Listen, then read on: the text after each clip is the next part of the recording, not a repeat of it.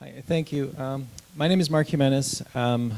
Molly is my wife, and my 3 boys are back there right now. So, my story, I guess I should tell you that, confess that I'm kind of this skeptical, not very constructive, always looking for what's not working guy. So that's kind of where I came from. So this is not a foo-foo story for me. But here's the story. So my wife Molly and I got married, and we were a little bit older when we met. And so it's really important for Molly to have a family, so she wanted to have kids. And my first gift to her when I got deployed was to be gone for a year. So I told her that, yeah, you know, as soon as I get back, and don't worry about it, you're going to get pregnant so fast. It's not going to be a problem. Well, right. But you know, I came back from deployment, and it didn't happen. And it didn't happen. And it didn't happen. And I was walking up to Mount Tabor with my wife, and she said, you know, I'd be open to adopting. And I said the same thing she said that I said when she wanted to have a baby. And I was like, okay, that's good. And it turned out to be the best thing in my life. I just didn't know it. But anyway, so, you know, the journey to adoption is not really smooth necessarily, and it's long. So we were going to adopt to the Department of Human Services. And when the state takes a child out of someone's home, they take it very seriously, and there's a reason why that kid got pulled out, okay? There was fetal alcohol, drugs, abuse, malnutrition, a whole slew of things. And we didn't know any of this. But you have to go to mandatory classes to teach you that. And so we started to learn this, and so the journey was kind of long. And so here we are going up to Mount Tabor, another walk. And Molly, you know, it's kind of a roller coaster. And so Molly said, you know, there's a class that I want to take. It's an evening class with our church at Unity in Portland. And she goes, you want to take it with me? And I said, sure, I'll take it. I wanted to do something with her. I didn't really care what the class was. I didn't. And so what's the class called? And she said, the 4 T's of prosperity. Okay, let's do it. So I was telling Jane the part that I kind of remembers. I'm a numbers guy, and I'm crunching, and I'm a skeptical guy, right? And so I flip up the booklet, and the 4 T's is where you have to share of your time, talent, and treasure, and use affirmative prayer. And so I flip up the book, and it's the first thing it says is you have to make a commitment. It's a real commitment.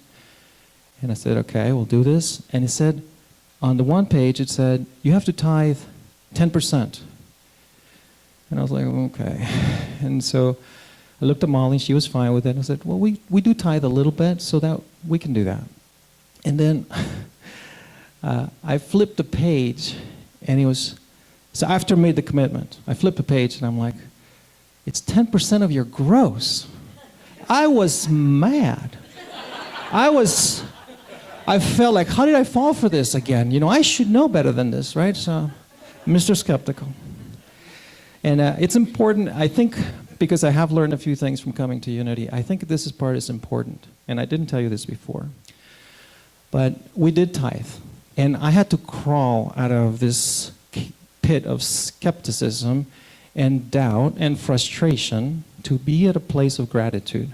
So every penny that we did tithe was from a place of love. Believe it or not, sometimes it took me 30 minutes just to move out of that space, but we did tithe from gratitude. And so there's a charity for African American kids to get an education, and it's 97.5% successful. And I can tithe to that. And so I said, yes, I can give to that.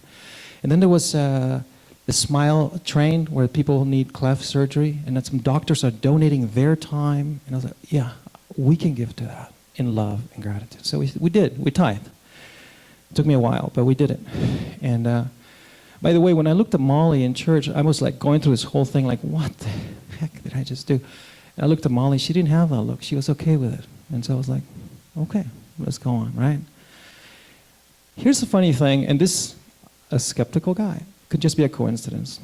My job was in financial services. I didn't tell you this. It was a base salary, and our commission was about 10% of our money, of our gross, because there wasn't a big emphasis on sales, financial products, really. But while we were going through this class, this coincidence happened, and they changed their compensation, so my salary stayed the same, but my bonuses for sales went from like less than 10% to 60%. So my income doubled. Maybe it's a coincidence, right? But I took it, and you know what? When we were tithing, I was tithing with a smile. Yeah, let's tithe some more. And so that worked out. But this is really a story about Molly and her journey and her prayer. I had my prayer. My prayer was answered too, and that wasn't my prayer. So Molly's prayer was to have a healthy, happy, adoptable young child, and we're going through the Department of Human Services. And as we go through the mandatory training and we learn about fetal alcohol and child abuse and all the reasons why the state will take a child into the system, I'm looking at the numbers and I'm like, okay, wow, that may take, who knows how that's going to work out. But we did the prayers, we did the work, and we did, and sometimes it takes prayer to get back to your truth and believe that something can work out. Especially because some of those stories are really heartbreaking. And so, I guess I'll wrap it up with telling you this. We prayed every day, we did all the work, we did all the tithing, and we did it from a place of love. And so it's a 12-week program, but the minister couldn't make it, so we had a 13-week program, so we had an extra week. I don't remember what day the program ended, but it was in the evening. So that evening we finished, and we were going to continue to pray and everything. The next morning, we got a call from the Department of Human Services. Our social worker called us, and she goes, hey, there's a temporary placement of foster parent that says that there's a child that you can get. And I told her that not to bring him over, I guess it was the weekend, just bring him on Monday. And she said, no, this boy is going home today. And that was kind of cool. So, yeah. And he showed up. He was happy from day one. I brought a picture of him. Molly made this for me later on. This is Cooper showing up at our house, and you can take a look at it if you want. Cooper shows up on day one. That's what he looks like. And he's been a happy, healthy kid all along. So maybe it's just a coincidence, but maybe not. But anyway, yeah. So that's my story. Yeah. Thank you so much.